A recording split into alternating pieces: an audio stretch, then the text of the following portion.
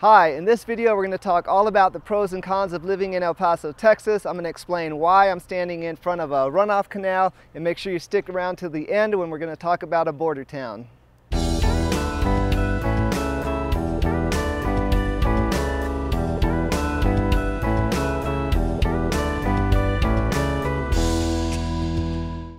Hi, on this channel we show you exactly what it's like to eat, sleep, work, play, and live in El Paso, Texas.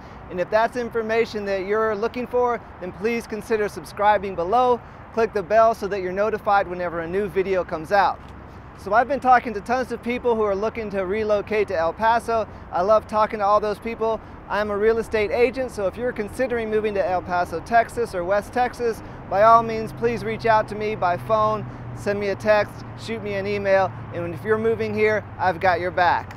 So, first off, lots of things in life have kind of an upside and a downside. They aren't always black and white, and our pros and cons in this video are kind of the same way. So the first one that we're going to talk about is rainfall. There's an upside to the limited amount of rain we have, and there's a downside. So the upside about getting about 10 inches annually of rain in El Paso is that leaves plenty of sunshine to be had. On average, we have about 300 days a year of sunshine, which is fantastic. We do get enough rain that it doesn't feel like we're always living in some kind of drought condition. And the other nice thing about the rain that we do get is that it's not so much that it creates a really humid environment for us. It's a nice dry air. Yes, of course it is hot in the summer, but it's not that kind of go outside and immediately start sweating hot. It's a little bit of a drier air. So that part is for us a pro of the rain here. There are, however, some cons. So typically in June to September, people around here call that the monsoon season, and we typically get about 5 inches of that 10 inches of rain during that time, basically in the summertime. However, in 2006, that changed, and El Paso recorded its wettest monsoon season ever. The airport recorded about 15 inches of rain, but more independent local observers, some places saw over 30 inches. And as you can see from the images, there was a lot of damage. Fortunately, nobody lost their lives. There were no serious injuries, but there were millions of dollars in damage. As you can imagine, a lot of property was destroyed. People lost their homes. If they didn't have flood insurance, then they were really in trouble. And so this was a pretty big, pretty epic problem at that time for the city. Now, some good did come out of that. The city had to really confront these kind of chronic problems that they had been seeing before in the past, but they hadn't really done anything about. So this really made the city jump to it, and there have been a lot of infrastructure improvements. So at the beginning of the video, you saw me standing over by my house. That's one of the runoff canals that was put into place so that when all that water falls onto the surface area of the mountains and starts going down the mountain, picking up steam, collecting all that debris, now we have all these runoff canals implemented throughout the city that channel that water into reservoir ponds, storage capacity tanks, and the like. So that's helped considerably. In addition to that, they've installed a lot of water pumps, and they've installed what's behind me are these 2 reservoir water holding tanks near Interstate 10. Before in the past, whenever there would be flooding, Interstate 10 was seemingly prone to a lot of that flooding, which, as you can imagine, shuts down transportation, creates a big mess. But now they've installed, this is one, we are on the north side of Interstate 10, and there's another one on the other side of Interstate 10 connected by a tunnel. So a lot of these improvements have considerably made the situation much better. They've added 38 million gallons of holding capacity. 38 million gallons of water is like taking a football field, and if you put the walls around the football field up 12 stories high, that would be about 38 million gallons. So they have made it so also that they were able to take thousands of properties out of the floodplain zone, making it unnecessary for those homeowners to have to provide home insurance for themselves. So there's our first pro and con about El Paso being the rain situation. Okay, our next pro and con has to do with our location. We are about as far west in Texas as you can go. And if you haven't driven through West Texas, you may not understand that it is pretty isolated. So actually, we are pretty isolated out here in West Texas. We are actually closer to the state capitals of New Mexico, which is Santa Fe. You can see it up there at the top of the map. And we're closer to the capital of Arizona, which is Phoenix, which you can see on the far left of the map. We're closer to those two state capitals than we are to the state capital of Texas, which is Austin, which is you can see in the bottom right there. So we're pretty isolated. So one of the cons of that is that you're not going to be doing a lot of day tripping, as in going to one location, hanging out for the day, experiencing this or that, and then driving home. About the only sort of mild mid-city size that you're going to do that is Las Cruces, New Mexico, which is about 40 miles away. And we've gone there plenty of times. My wife goes there for work sometimes, and it's a lovely little town, but it's not huge. It is a I'd call it a city. There's a college there, but it's definitely not the size of El Paso, or it's not like just popping down to San Antonio and you know, catching a music festival during the day and then driving back, because that's not really going to happen. So let me give you some of the distances here. Albuquerque, New Mexico, 270 miles away, about a 4-hour drive. Tucson, Arizona, about 320 miles, 4.5 hours. Phoenix, Arizona is pretty cool. You can go there, but that's going to be about 400 miles and take you about 6 hours to get to. And now this is kind of funny. San Antonio, 550 miles or 8 hours. Dallas, Houston, Austin are a little bit further than that.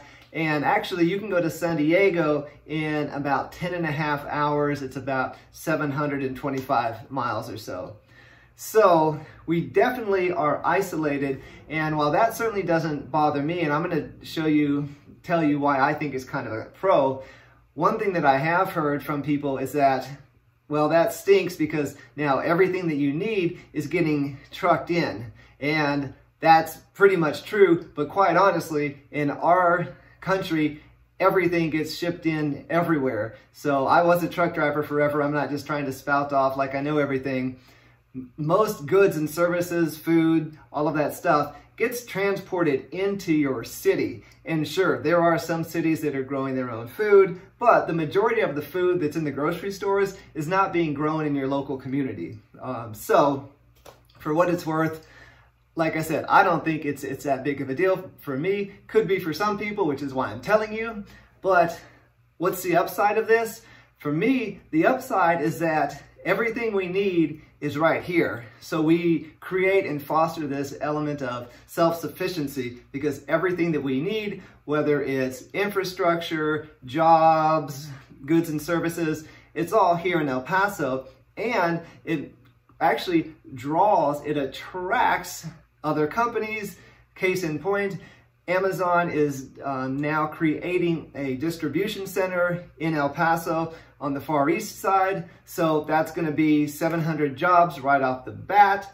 It's a great location for Amazon because, like I said, since we are a bigger city here in this isolated location, for Amazon, that's great because boom, distribution center. So it makes a good point of departure and arrival for all the goods and services that need to move throughout this part of the country. So there's your upside and your downside about the location isolation. Okay, so I hope you're finding some value here, and if you are, I'd encourage you to click the like button below, or if you have some ideas for other videos you'd like to see made, by all means leave them in the comments for me. So the next pro and con we have of El Paso is the fact that we are a border city. We share our border, as you probably know, with Ciudad Juarez. El Paso is on the United States side, Ciudad Juarez is on the Mexican side, and Ciudad Juarez is a city of about 2.5 to 3 million, more or less. It's about 2 to 3 times bigger than El Paso. And so some of the pros of being a border city with Juarez are the following. One, and probably the biggest one, is that Juarez is a beautiful city with great people, amazing churches, cathedrals, plazas, markets, museums, parks, restaurants, bars, you name it. There's so much to see and do over in Juarez, and we're going to talk about what that situation looks like for us right now. But there's a lot of misconceptions and misunderstandings about Juarez, and the truth of the matter is that hundreds, if not thousands, of U.S. citizens as well as Mexican citizens travel across this border every day to go to work, to go to school, to see family and friends, to reconnect with people that they haven't seen for a while. And it's really a cooperative and very pleasant situation for tons of people. Most people have a shared existence in our border town here. I know one young woman who lives in Juarez. She's a nurse there, but she comes over to El Paso, and I met her at a martial arts gym where she comes and she has a set of friends in the United States here in El Paso, and every day she goes back and forth. She works in Juarez, lives in Juarez, but she comes over to El Paso to take advantage of things like the gym, probably shopping, different restaurants, and it's a two-way street. One of the first guys that I ever met actually in El Paso is a gentleman named Javier who grew up in Juarez. He came to the United States, joined the military, was in the Marines for a long time, and he tells me stories all the time about how back in the day it was awesome. He would come back and forth all the time to see his family, to do shopping. When he got married, he and his wife would go back and forth all the time to do some shopping, go out to dinner, connect with family. So there's a real cooperative and communal feel, and most people are really excited and love the idea that we have this kind of multicultural existence here in El Paso and Juarez.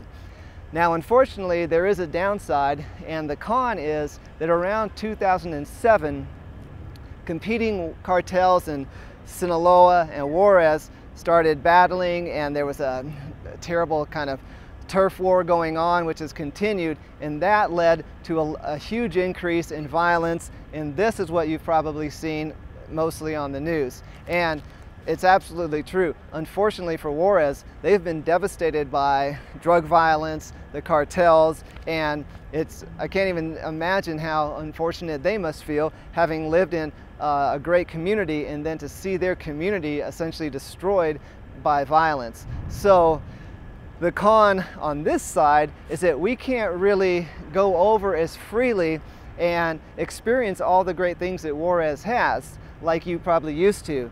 So I've probably mentioned this before, but my wife and I, we lived in Mexico for a year. We loved it. We never had a single problem with anything as far as violence or anybody being off-putting or weird or aggressive to us. However, we haven't gone into Juarez because, quite honestly, it's probably not the safest, most common sense thing for us to do. We don't have great Spanish. We aren't familiar with the city of Juarez. My buddy Javier, he said, hey, I'll take you in because I know where to go and it'll be no problem. But it probably wouldn't be a good idea for me to just stroll in and, you know, prance around like I own the place with what's happening. So unfortunately, that's the downside, and we're all optimistic and hopeful that we can recreate this kind of communal existence, and we can all go back and forth freely and enjoy our lives and take part in the different cultural experiences that both cities have to offer. So in this video, we talked all about the pros and cons of living in El Paso, Texas. I'm sure there are more, and I'm sure I'll create a couple more videos on this topic, especially as people reach out and have questions. And speaking of that, if you're thinking of moving here, the only way that I can help you is if you reach out to me, call me, text me, email me. If you're relocating here, I'd love to help you on that journey. And you're starting to see other videos pop up right now. If you're interested, you should check those out. Consider subscribing to the channel, and we'll see you next time.